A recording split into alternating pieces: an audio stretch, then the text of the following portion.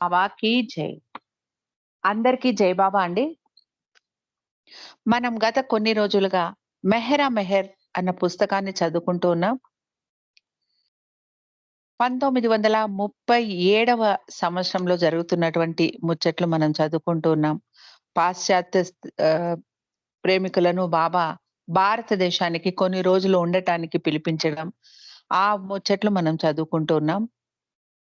మెహరాబాదు కొండ మీద భారతదేశానికి చెందిన స్త్రీ మండలి చాలా సరళమైన, ఎలాంటి సౌకర్యాలు లేని చాలా సామాన్య జీవితాన్ని గడుపుతూ ఉంటే, అందుకు విరుద్ధంగా నాసిక్‌లోని పాశ్చాత్య మండలి వారికి బాబా అన్ని సౌకర్యాలు కల్పించి, కరెంటు, నీటి వసతితో పాటు వెస్టర్న్ స్టైల్ బాత్రూములు కూడా కట్టించారు. 1937 జనవరి 5వ తారీఖున బాబా పాశ్చాత్య స్త్రీలను మెహరాబాదు కొండ మీదికి తీసుకొని వచ్చారు. అక్కడ వారు మెహ్రా, మణి, ఖుర్షద్, నాజా, సూనామాసి, వాళ్ళు గుల్మాయి మరియు కాకుబాయిలను కలిశారు. అప్పుడు షిరీన్ మాయి ఫ్యామిలీ క్వార్టర్స్‌లో ఉంది. ఆమెతో పాటు దౌలత్ మాయి మరియు ఫ్రీని మాసీలు కూడా ఉన్నారు. వారిని కూడా కలిశారు పాశ్చాత్య స్త్రీ మండలి వారు. బాబా వారంలో 2 రోజులు అంటే బుధవారం మరియు శుక్రవారం మెహ్రాబాద్‌కు వచ్చేవారు. అదే రోజు సాయంత్రం రాహురికి తిరిగి వెళ్ళేవారు బాబా. అక్కడ తన కోసం ప్రత్యేకంగా నిర్మించుకొని ఉన్న చిన్న గదిలో ఉండేవారు. దానిని తర్వాతి రోజుల్లో రాహురి క్యాబిన్ అని పిలిచేవారు. పాశ్చాత్య స్త్రీలు కూడా ప్రతి శుక్రవారం మెహ్రాబాదు వచ్చేవారు. ఉదయం 8 గంటలకు వచ్చి బాబాతో మరియు స్త్రీ మండలితో గడిపి సాయంకాలం తిరిగి నాసిక్‌కి వెళ్ళిపోయేవారు వారు. ఆ రోజుల్లోనే బాబా నడియా టాల్‌స్టాయ్‌కి నడైన్ అనే పేరును పెట్టారు. నదియా మరియు నాజా 2 పేర్లు ఒక్కలాగే ఉండటంతో ఈ గందరగోళం లేకుండా ఉండాలని బాబా అలా చేశారు. మెహ్రా ముందు పురుషుల పేర్లను ప్రస్తావించకూడదు అని ఒక నిబంధన ఉండేది. ఈ విషయం పాశ్చాత్యులకు కూడా హెచ్చరించారు బాబా. మెహ్రా గురించి డెలియా డెలియాన్ తన అభిప్రాయాన్ని ఇలా తెలియజేస్తారు. మెహ్రా బాబాను ఎంతగా ప్రేమించేదో చెప్పడానికి మాటలు చాలవు. తన ప్రత్యేకమైన రీతిలో మెహ్రా బాబాను ప్రేమించేది. ఆమెది చాలా ప్రత్యేకమైన ప్రేమ మరియు నిస్వార్థమైన ప్రేమ. మెహ్రా ప్రేమను ఎవరి ప్రేమతోనూ సరిపోల్చలేము. ఆమె ఈ పాత్రను పోషించాలన్నది విధి లిఖితం. ఆమె తన పాత్రను చాలా పరిపూర్ణంగా పోషించింది. మెహ్రా అందం కూడా అంతే అద్వితీయంగానే ఉండేది అంటారు డేలియా డిలియాన్. కొంతమంది పాశ్చాత్యులు మెహ్రాను చూస్తే మాకు అసూయగా ఉండేది అంటారు. అయితే ఎలిజబెత్ తన అభిప్రాయాన్ని ఇలా తెలియజేస్తారు. మెహ్రా గురించి ఆశ్రమంలో ఎవరికైనా అసూయ ఉంది అంటే నాకు అసలు అర్థమే కాదు. అలాంటి అభిప్రాయం మెహ్రా గురించి వారికి ఎలా కలుగుతుందో అనిపిస్తుంది నాకు. అసలు మెహ్రా చేసినట్టు మొత్తం ప్రపంచంలోనే ఎవ్వరూ చెయ్యలేరు. మెహ్రా ఎల్లప్పుడూ సంతోషంగా, ఉల్లాసంగా ఉండాలి అని బాబా ఒక డైరెక్ట్ ఆర్డర్ మెహ్రాకు ఇచ్చారు. ఆ ఆజ్ఞానుసారం మెహ్రా ఎలాంటి పరిస్థితులలోనైనా సంతోషంగా ఉండేది. మనలో ఎవరైనా అలా చేయగలరా? అలా ఉండగలరా? మెహ్రా యొక్క ప్రతి ఆలోచన, ప్రతి పని ఆమె యొక్క జీవితంలో బాబా కోసమే అంకితమై ఉండేవి. తన కోసం తాను ఎప్పుడూ ఆలోచించుకునేది కాదు మెహ్రా. ఎల్లప్పుడూ బాబా ఆలోచనలతోనే సర్వం బాబా కోసమే చేసేది మెహ్రా అంటారు ఎలిజబెత్. అయితే పాశ్చాత్య స్త్రీమండలి వారిలో కొందరు మెహ్రా యొక్క పాత్రను అంగీకరించలేకపోయేవారు. జేన్ ఆడ్రియల్ ఆధ్యాత్మికంగా చాలా ఉన్నత కాంక్షను కలిగినటువంటి స్త్రీ. మొదటిసారిగా ఆమె మెహ్రాను బాబాతో గల సంబంధాన్ని కళ్ళారా చూసిన తర్వాత ఒక్క వారం వరకు దాన్ని జీర్ణించుకోలేక మంచం పట్టింది జేన్ ఆడ్రియల్. ఆమె చాలా వ్యాకులత చెందింది. మెహ్రా యొక్క స్థానం తనది అన్న అభిప్రాయంతో ఉండేది ఆమె. కానీ కొన్ని రోజుల తర్వాత మెల్లగా దీన్ని అంగీకరించింది జీన్. మెహ్రా గురించి తన 'అవతార్' అన్న పుస్తకంలో కూడా రాసింది జీన్ అడ్రియల్. మెహ్రాబాదులో బాబా పనులన్నీ మెహ్రా చేసినప్పటికీ, నాసిక్‌లో బాబా ఆ పనిని మార్గరెట్ మరియు డేలియాకు అప్పగించారు. బాబాకు తల దువ్వే భాగ్యం మాకు దొరకడం మా అదృష్టం అంటారు మార్గరెట్. ఆశ్రమంలో ఎవరైనా ఏదైనా తప్పు చేసినప్పుడు బాబా తన దయాగుణంతో వారిని క్షమించేసేవారు. మణి ఇలా అంటారు: మేము మెహ్రాబాద్‌కు బాబాతో జీవించడానికి వచ్చినప్పుడు మా ఒకే ఒక్క కోరిక ఏమిటంటే బాబాతో జీవించడం. కేవలం బాబా సాన్నిధ్యాన్ని పొందడం మాత్రమే. మేము ఏదైనా తప్పు చేసినప్పుడు బాబా క్షమాపణ మాకు మరపురాని అనుభూతి. మేము అనుభవించిన బాధంతా ఒక్క క్షణంలో బాబా క్షమించెయ్యగానే మటుమాయమైపోయేది అంటారు మణి. బాబా క్షమాపణ అంటే అది ఒక సముద్రం లాగా ఉంటుంది. ఆ బాబా క్షమించడానికి వాడే సంజ్ఞ చాలా అమోఘంగా ఉంటుంది. బాబా నేను క్షమిస్తున్నాను అని చూపించగానే ఆయన దయ, క్షమ అన్న కెరటాలు మనల్ని తాకి మొత్తం శుద్ధి చేసిన అనుభూతి మనకు కలుగుతుంది. ఒక పిసరంత కల్మషం కూడా మనలో మిగలదు అన్న అనుభవం కలుగుతుంది అంటారు మణి. బాబా క్షమాగుణం ఒక పెద్ద కెరటం లాంటిది. ఆయన ఏమి ఇచ్చినా అది పరిపూర్ణంగానే ఇస్తారు. తన హృదయంలోంచి ఇచ్చినట్టు సంజ్ఞ చేసేవారు బాబా. అది ఒక పెద్ద కెరటం వచ్చి తాకినట్టే మనకు అనుభూతి కలిగేది అంటారు మణి. మెహ్రూ తన అభిప్రాయాన్ని తెలుపుతూ, నేను ఆశ్రమానికి బాబాతో శాశ్వతంగా నివసించడానికి వచ్చినప్పుడు, బాబా క్షమించాను అని తన చేతులను హృదయానికి తాకి చూపించినప్పుడు ఎంతో పరిపూర్ణంగా అనిపించేది. మన అంతరంగమంతా శుద్ధి అయిపోయిన భావనను కలిగించేది అంటారు మెహ్రూ. బాబాతో జీవించడం ఆషామాషీ కాదు. జీవితంలో ఇంకేది బాబాతో జీవించడం కన్నా ముఖ్యం అనిపించదు ఆ సమయంలో. ఎప్పుడూ హాస్యం చుట్టుముట్టి ఉండేది. బాబా అంటే భయం ఎప్పుడూ కలిగేది కాదు. ఎందుకంటే మేము అంతగా బాబాను ప్రేమించేవారము అంటారు మెహ్రూ. బాబాను సంతోషపరచడానికే చూసేవారం అంటారు. పాశ్చాత్యులందరిలోకెల్లా రువానో అంటే స్త్రీ మండలి వారికి చాలా అభిమానం, ఇష్టం. ఆమె నాటకీయంగా మాట్లాడేది. ఆమె ఒక నటి మరియు గాయని. రువానో బాబాతో, "బాబా, నాకు నిన్ను చూసినప్పుడల్లా నేను గాలిలో తేలిపోతూ ఉన్నట్టు అనుభూతి కలుగుతుంది. నాకు రెక్కలు వచ్చాయేమో" అంటూ తన చేతులను వెనక్కి పెట్టి రెక్కలు వచ్చినట్టు చూపించేది. నేను ఒక దేవదూతలాగా అంటే ఒక ఏంజెల్ లాగా నాకు అనిపిస్తుంది అనేది బాబాతో. అప్పటి నుండి బాబా ఆమెను మై ఏంజెల్ అని పిలిచేవారు. నాసిక్‌లో ఒకసారి పంజరంలో ఉన్న 2 రామచిలుకలు పోట్లాడుకుంటూ ఉన్నాయి. విసుగు చెందిన రువానో అందులో నుంచి ఒక్క చిలుకను బయటికి వదిలేసింది. మరొకసారి అందరూ ఒకరి తర్వాత ఒకరు చంపా అన్న గాడిద మీద ఎక్కి స్వారీ చేస్తూ ఉండగా, రువానో వంతు కొండ వచ్చినప్పుడు కొంచెం లావుగా, బలంగా ఉన్న రువానో ఎక్కగానే ఆ గాడిద అంగుళం కూడా కదలకుండా మొరాయించింది. ఈ దృశ్యాన్ని చూసి బాబా హృదయపూర్వకంగా నవ్వుకున్నారు. 1937వ సంవత్సరం జనవరి నుండి బాబా 40 రోజులు ఉపవాసాన్ని ప్రారంభించి, నాసిక్‌లో జరగబోయే తన జన్మదినం నాడు ఆ ఉపవాసాన్ని సమాప్తం చేస్తాను అన్నారు. బాబా పుట్టినరోజు నాడు 10,000 మందికి పేదలకు వస్త్రదానంతో పాటు తిండి గింజలు కూడా పంచి ప్రతి ఒక్కరి పాదాలను ముట్టి నమస్కరించాలి అనుకున్నారు బాబా. మెహ్రా ప్రకారం ఇలాంటి ఒక పెద్ద వేడుకను నిర్వహించాలని ఆమె మనసులో ఎప్పటి నుండో ఉండేది. బాబా ఆమె మనసులోని కోరికను చదివినట్టు ఈ వేడుకను ఘనంగా ఆచరించదలిచారు. బాబా యొక్క పుట్టినరోజు వేడుకలో పాశ్చాత్యులు బాబా యొక్క తూర్పు దేశ ప్రేమికులను చూసి పరిచయం చేసుకునే అవకాశం కూడా కలిగింది. కానీ మెహ్రాబాదులోని స్త్రీ మండలి ఈ వేడుకకు హాజరు కాలేదు.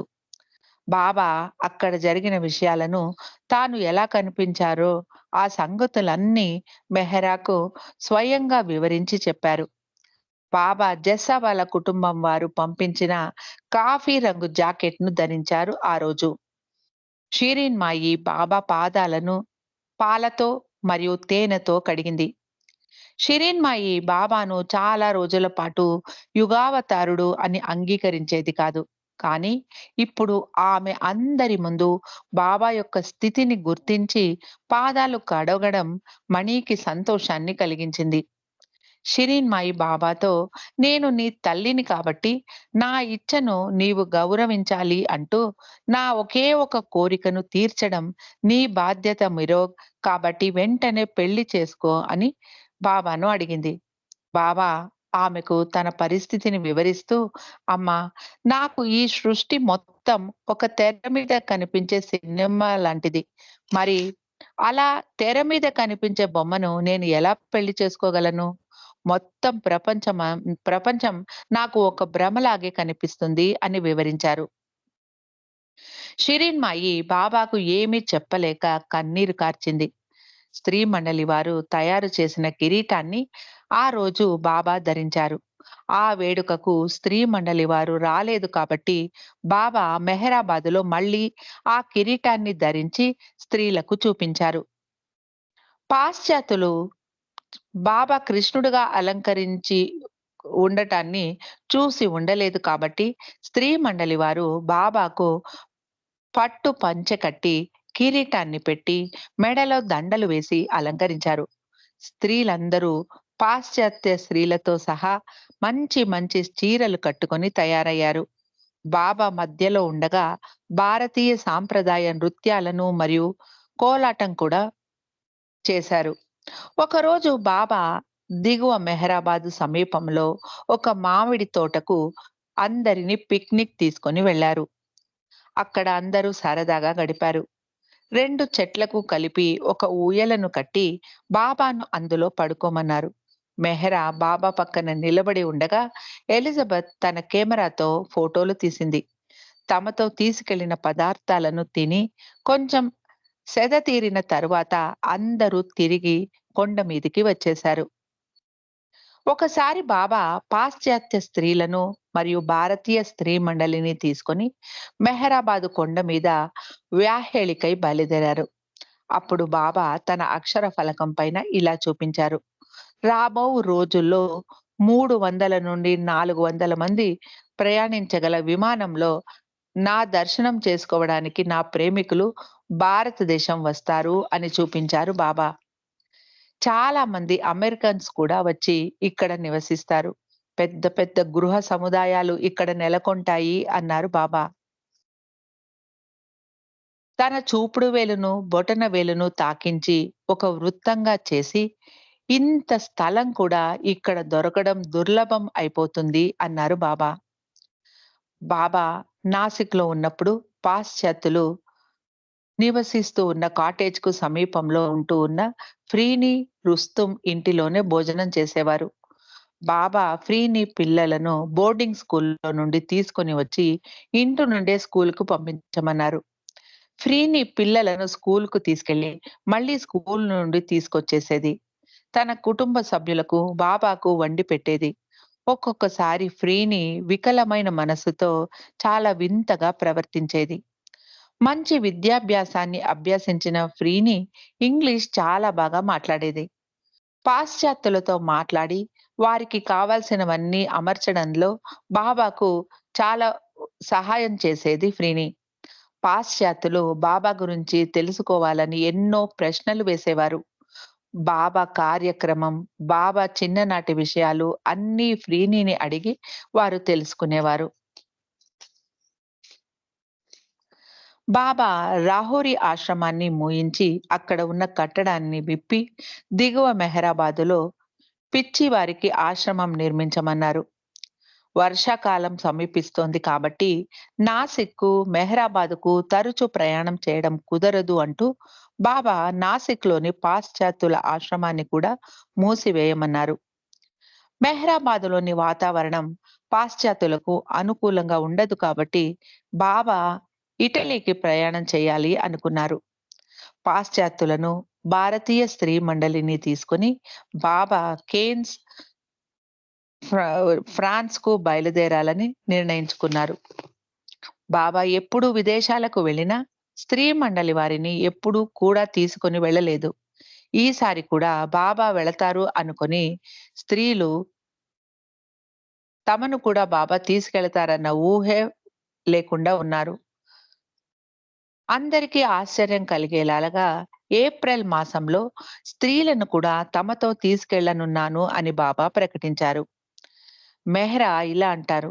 మాకెప్పుడూ బాబాతో విదేశాలకు వెళ్ళాలన్న కోరిక ఉండేది కాదు. బాబా తన పని కోసం విదేశాలకు వెళ్ళేవారు. అంతేకాని మేము కూడా వెళితే బాగుండును అని మాకెప్పుడూ అనిపించేది కాదు. అలా ఆశ కూడా మాకు ఉండేది కాదు అంటారు మెహ్రా. బాబా తమను విదేశాలకు తీసుకెళ్లబోతున్నారు అన్న విషయం వినగానే అందరూ సంతోషించలేదు. మాకు చాలా భయం కలిగింది. మేమిక్కడ మెహ్రాబాదులో ఆశ్రమ జీవితం గడుపుతున్న వారం. ఇప్పుడు బయట ప్రపంచంలోకి వెళ్ళాలంటే మాకు బెరుకుగా ఉండేది. అక్కడ కొత్త వారిని కలవడం, అక్కడి ఆహారపు అలవాట్లు, స్పూన్, ఫోర్క్‌తో తినడం, అలాగే మాకు అంతగా ఇంగ్లీష్ వచ్చేది కాదు. వారితో వ్యవహరించడం కూడా కష్టం. అందుకనే మేమందరం బాబా మేము ఇక్కడ చాలా సంతోషంగానే ఉన్నాము. మీరు వెళ్లి మీ పని చూసుకొని రండి. మేమిక్కడే ఆనందంగా ఉంటాము అని చెప్పాము అంటారు ఖుర్షద్. అప్పుడు బాబా ఏమన్నారంటే, "నా పని కోసమే మిమ్మల్ని వెంట తీసుకెళ్తున్నాను. మీకు నా పనిలో సహాయం చేయాలని లేదా?" అని అడిగారు. అందరినీ ప్రయాణానికి కావాల్సిన తయారీలు చేసుకోమన్నారు బాబా. ప్రయాణానికి కావాల్సిన బట్టలు మొదలైన వాటిని సిద్ధం చేసుకోవాలి. ఎన్నో రోజులుగా సాధారణమైన బట్టలతోనే జీవిస్తూ ఉన్నారు స్త్రీ మండలి వారు. ఇప్పుడు మంచి మంచి దుస్తులు కొనాలి. ఇప్పుడు బజారు నుండి గుడ్డను కొని ఆశ్రమంలోనే స్వయంగా కుట్టించుకున్నారు. నాసిక్‌లో వాడుతూ ఉన్న కుట్టు మిషన్‌తో రాత్రిళ్ళు కిరోసిన్ లాంతర్ వెలుగుతో ఖుర్షద్ అందరికీ బట్టలు కుట్టేది. ఇలా ఎన్నో రోజులు కష్టపడింది ఖుర్షద్. బాబా ఈ విషయం తెలిసి రాత్రిళ్ళు మెషిన్ పని చేయ మిషన్ పని చేయకు అంటూ ఆమెను వారించారు. అయితే అప్పటికే చాలా వరకు కుట్టటం ముగించేసింది ఖుర్షద్. యూరోప్‌లో చలి ఎక్కువగా ఉంటుంది అంటూ బాబా స్త్రీ మండలి వారికి వెచ్చటి వూలు జాకెట్లు బయట టైలర్ దగ్గర కుట్టించారు. దీనికి అవసరమైన కొలతలను నొరినా మరియు ఎలిజబెత్‌లు తీసుకొని టైలర్‌కు ఇచ్చారు. బట్టలే కాకుండా అందరికీ విదేశాలలో ఎలా మసులుకోవాలో, వాళ్ళ ప్రవర్తన ఎలా ఉండాలో వాటి గురించి కూడా బాబా తర్ఫీదు ఇప్పించారు. విదేశాలకు వెళ్ళాలంటే అందరూ వ్యాక్సినేషన్స్ తీసుకోవాలి కాబట్టి ఒక డాక్టర్‌ను కొండ మీదికి పిలిపించారు బాబా. అందరికీ పాస్‌పోర్ట్‌లు తయారు చేయించారు. చాంజీ ఆ పని చూసుకున్నాడు. పాస్‌పోర్ట్ కోసం ఫోటోలు అవసరం కాబట్టి అహ్మద్ నగర్‌లోని ఒక స్టూడియోలో ఫోటోలు తీయించారు. మెహ్రా కళ్ళకు స్పష్టంగా కనిపించకుండా ఉండే కళ్ళజోడు పెట్టించారు. దానితో ఆమె ఫోటోగ్రాఫర్‌ను స్పష్టంగా చూడలేదు. ఇన్ని సంవత్సరాలు కేవలం మెహ్రాబాదు, నాసిక్ తప్ప ఇతర ప్రదేశాలను చూడకుండా ఉన్న మెహ్రాకు ఫ్రాన్స్ వెళ్ళడం ఎలా అనిపించింది అని ప్రశ్నించడంతో మెహ్రా ఇలా అంటారు. ఇన్ని రోజులు ఒకే ప్రదేశానికి అంకితమైన నాకు ఒక మంచి మార్పు దొరికింది. కానీ మా కాంపౌండ్‌లోనే తిరగాడుతూ బాబా ఎప్పుడూ పురుష మండలి నుండి ఇక్కడకు మమ్మల్ని కలవడానికి వస్తారా అని ఎదురు చూస్తూ ఉండటం ఎంతో ఆనందం మాకు అంటారు మెహ్రా. గోహెర్ మెహ్రా గురించి చెబుతూ మెహ్రాకు బాబా అంటే చాలా ఇష్టం మరియు ప్రేమ.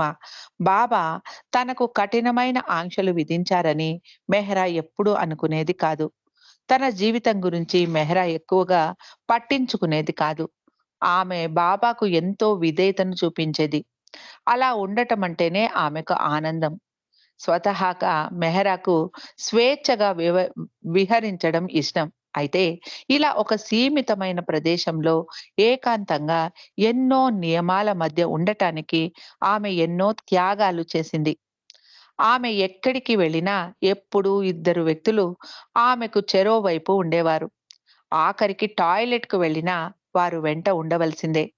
వ్రాయడానికి లేదు, చదవడానికి కూడా లేదు. ఇది ఎంతో కష్టం. అయితే ఇవి చాలా కష్టమైన నియమాలు. తాను వాటిని పాటించలేను అని మెహ్రా ఎప్పుడూ అనుకునేది కాదు. ఎందుకంటే బాబాను సంతోషపరచడమే ఆమెకు ముఖ్యం కాబట్టి అంటారు గోహెర్. మెహరు తన అభిప్రాయాన్ని ఇలా తెలిపారు. మొదటి తరం స్త్రీ మండలి వారికి మాత్రమే మెహ్రా ఎ ఎదుర్కొన్నటువంటి కఠిన నియమాలు, పరీక్షల గురించి తెలుసు. ఆ రోజుల్లో వారు బాబాతో ఉండాలంటే ఎన్నో కఠినమైన ఆంక్షలను, ఆజ్ఞలను, నియమాలను పాటించాల్సి వచ్చేది. వారికి ఆజ్ఞలు చాలానే ఉండేవి. వాటిని ఎలాంటి పరిస్థితులలోనూ దాటడానికి లేదు అంటారు మెహరు. ఇక మణి ఇలా అంటారు. మెహ్రా బాబాతో జీవించడానికి చాలా కఠినమైన నియమాలను పాటించింది. తన ఆంతరిక క్రమశిక్షణను అనుసరించి భౌతిక ఆనందాల మీద విముఖతను ఏర్పరచుకుంది.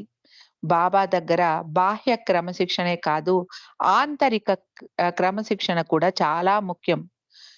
మెహ్రా యొక్క ప్రాముఖ్యత గురించి మాకు తెలిసినా, ఆమె పోషించిన పాత్ర కూడా అంతే ముఖ్యమైనది అన్న విషయం బాగా స్పష్టమవుతుంది అంటారు మణి.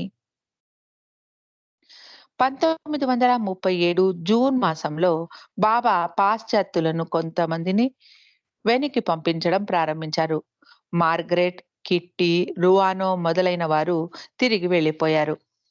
బాబా బయలుదేరడానికి కేవలం 7 మంది పాశ్చాత్యులు బాబాతో పాటు బయలుదేరడానికి కేవలం 7 మంది పాశ్చాత్యులు మాత్రమే మిగిలారు. రుస్తుం మరియు ఫ్రీనీల రెండవ కుమారుడు ఫలు ఇంగ్లాండ్‌లో చదువుకోవడానికి వెళుతూ ఉన్నాడు. జూలై 31న బాబా ఉదయం 7:30కు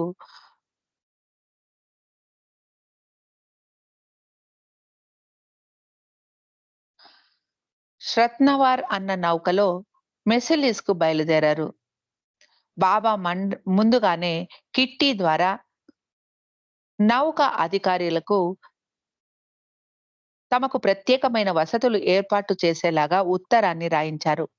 ఆ బృందానికి శాకాహార భోజనం ఇవ్వాలని, తమతో ప్రయాణిస్తున్న 8 మంది స్త్రీలకు వారి గదులకే భోజనం పంపించాలని, శ్రీ మెహర్ బాబా మరియు వారి సెక్రటరీ చాంజీ కూడా వారితో పాటు భోజనం చేస్తారు.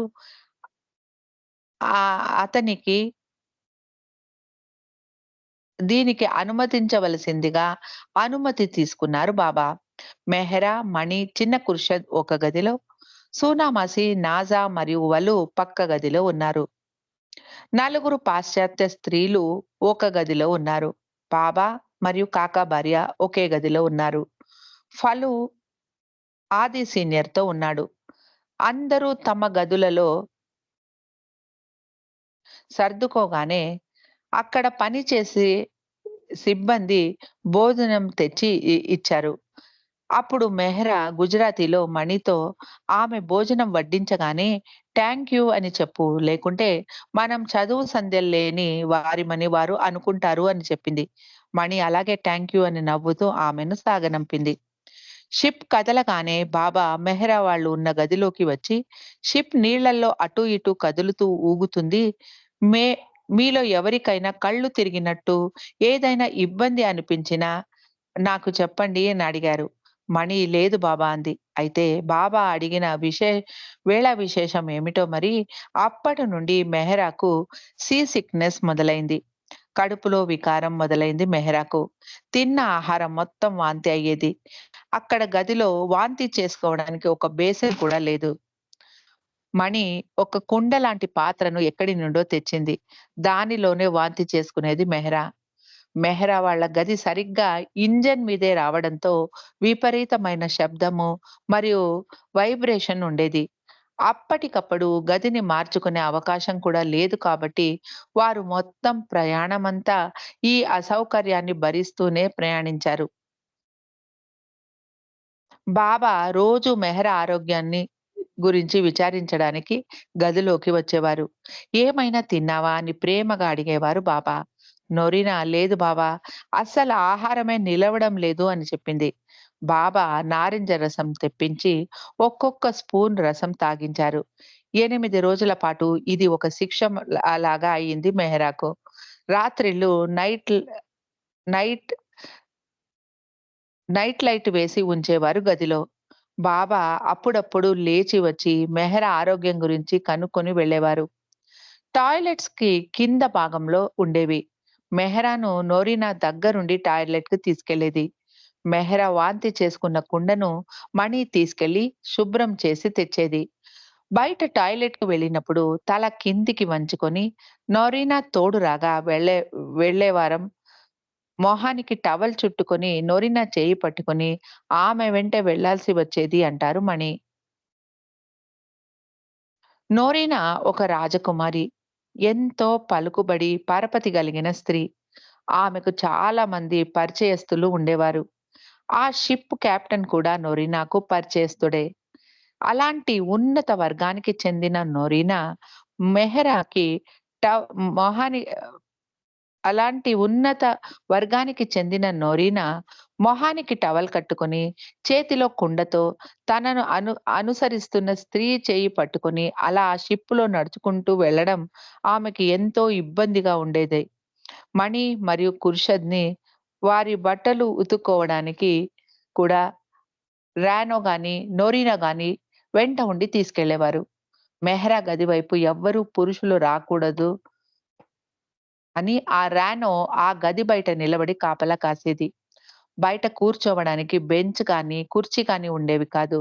రానో మెహ్రా గది బయట ఒక సాస్ బాటిల్ పక్కన పెట్టుకొని కిందే నేల మీద కూర్చునేది. అక్కడ పనిచేసే ఒక స్త్రీ ఆ సాస్ తాగితే సీ సిక్‌నెస్ తగ్గుతుంది అని చెప్పింది. రానోకు ఏదైనా వికారం లాంటిది కలిగినప్పుడు ఆ సాస్ కొంచెం తాగేది. ఒకరోజు చల్లటి గాలి కోసం రానో షిప్ పై భాగంలోకి వెళ్ళింది.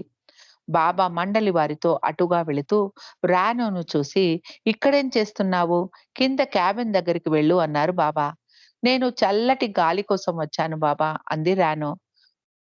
అప్పుడు అక్కడ చాలా మంది ఉన్నారు అంది రానో. అంటే మెహ్రా గది బయట కాపలా పనికి వేరే చాలా మంది ఉన్నారు అని రానో అభిప్రాయం. కానీ బాబా "అదేమి కుదరదు. నువ్వు వెంటనే వెళ్ళు" అన్నారు. తరువాత బాబా రానోకు, నోరినాకు అలా కాసేపు చల్లటి గాలికి తిరిగి రావడానికి అనుమతి ఇచ్చారు. ఆ రోజుల్లో రానో కొంచెం అమాయకంగా ఉండేది.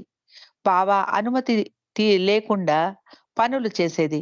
బాబా ఆ రోజుల్లో "నేను పాశ్చాత్యుల నుండి కేవలం ప్రేమను ఆశిస్తున్నాను" అనేవారు. కానీ కొంతకాలం తర్వాత బాబా చాలా స్ట్రిక్ట్‌గా ఉండడం ప్రారంభించారు. వారి నుండి విధేయతను కూడా ఆశించడం ప్రారంభించారు.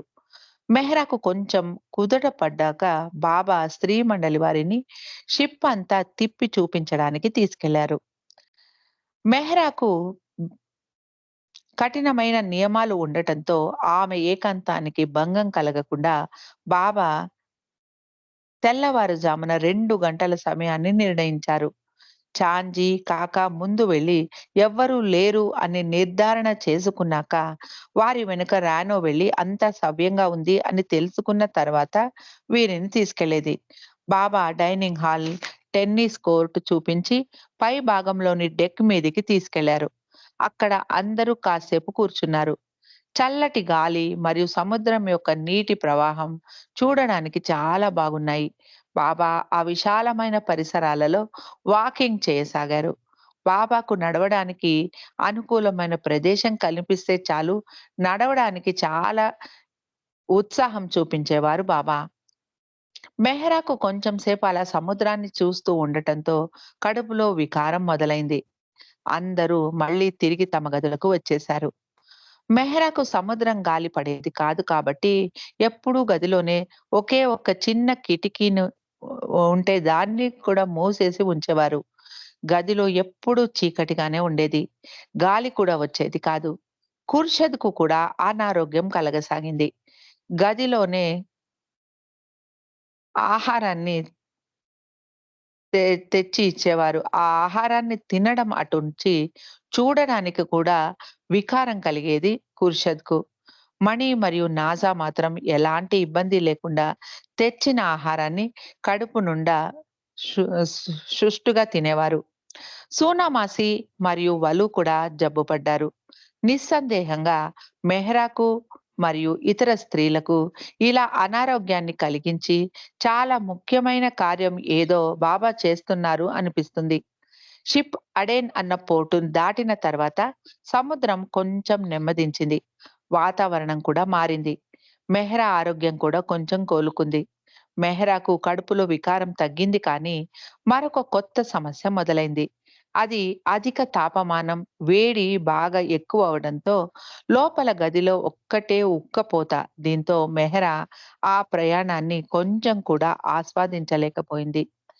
ఎలాగో ప్రయాణం ముగించి ఆగస్టు 13వ తారీఖున ఉదయం 6 గంటలకు మర్సిలిస్ చేరుకున్నారు. అందరూ షిప్ నుండి బయటికి వెళ్ళడానికి ఎలాంటి జాగ్రత్తలు తీసుకోవాలో బాబా అందరికీ వివరించి చెప్పారు.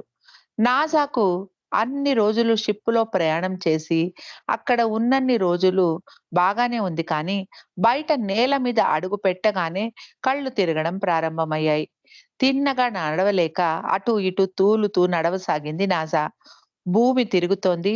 రోడ్డు మీద బిల్డింగులు నా మీద వాలుతున్నాయి అన్న భయాన్ని కలిగించాయి నాసాకు.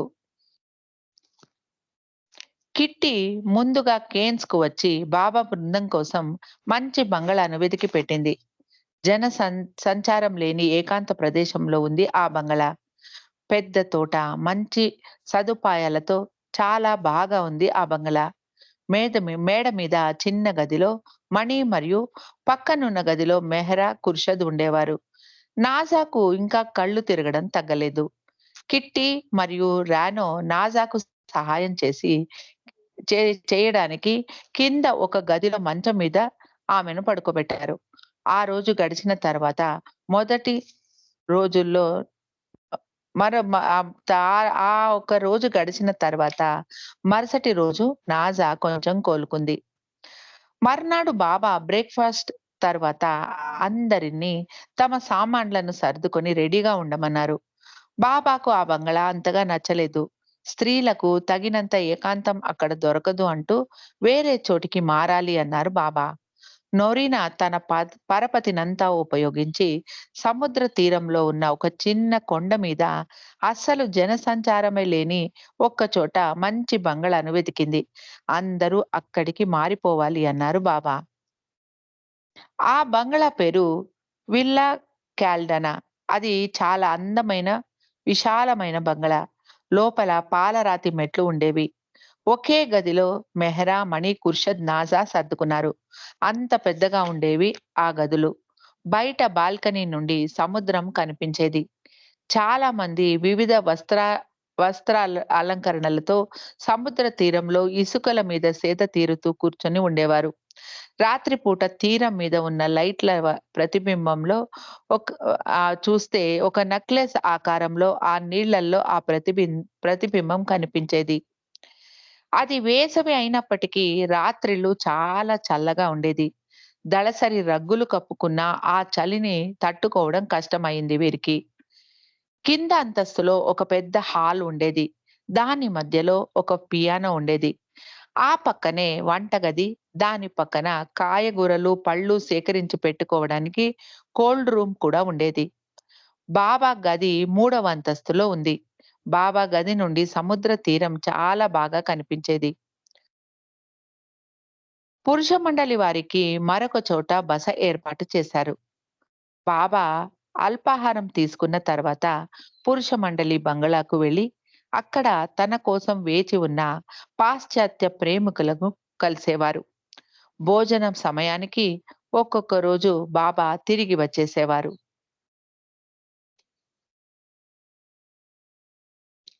బాబా కిట్టీకి ఇద్దరు ఇంగ్లీష్ మహిళలను పనిలోకి సహాయం చేయడానికి నియమించుకోమన్నారు. కానీ కిట్టీకి ఒక్క స్త్రీ మాత్రమే దొరికింది. బాబా అక్కడ ప్రాంతానికి చెందిన వారిని వద్దు అన్నారు.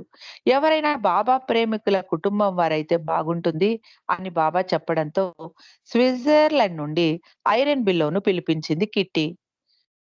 ఆమెకు పనిలో సహాయంగా ఉండటానికి కిట్టి ఐరెన్‌ను పిలిపించింది. ఐరెన్‌కు అప్పుడు 20 సంవత్సరాల వయస్సు. ఆమె అంతకు ముందు బాబాను చూసి ఉండలేదు. ఐరేన్ కేన్స్ వచ్చిన మొదటి రోజుల్లో తనను ఒక పరిచారికలాగా చూసేవారు. ముఖ్యంగా నొరినా నుండి అలాంటి భావనను తాను పొందాను అంటారు ఐరేన్. కానీ నేను ఏమి చెప్పేదాన్ని కాదు. అక్కడ నాకు పని చెప్పడం ఎక్కడ నాకు పని చెప్పడం ఆపివేస్తారో అని భయపడేదాన్ని అంటారు ఐరేన్. నేను ఇక్కడికి వచ్చిందే పని చేయడం కోసం. మొట్టమొదట నేను పని చేసినందుకు నాకు డబ్బులు ఇస్తాను అన్నారు. కానీ నేను తీసుకోలేదు.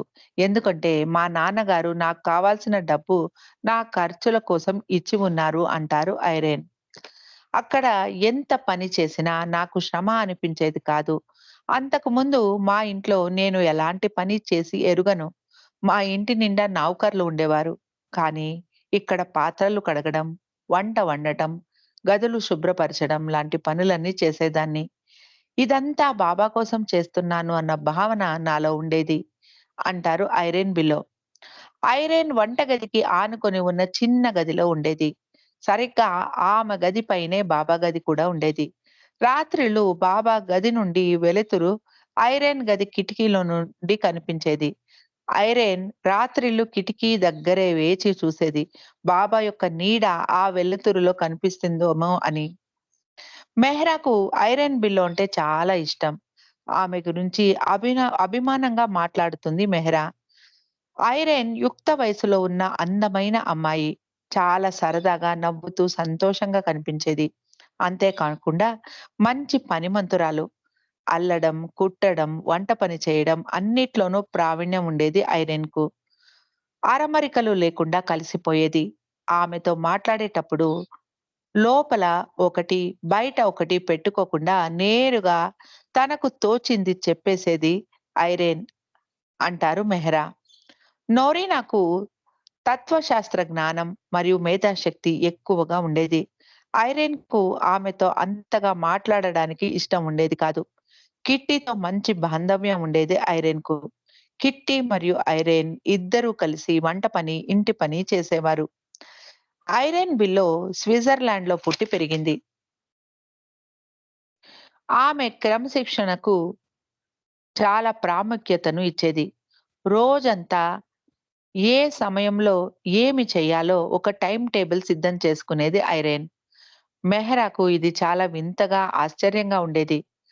ఐరేన్ పెందరాళే లేసి స్నానానికి నీళ్లు వేడి చేసి పెట్టేది. బాబా తొందరగా లేచి వంటగదిలోకి వచ్చేవారు. అక్కడ పని చేసుకుంటున్న ఐరేన్‌కు ఆలింగనం ఇచ్చేవారు బాబా. బాబా నన్ను చాలా బాగా చూసుకునేవారు.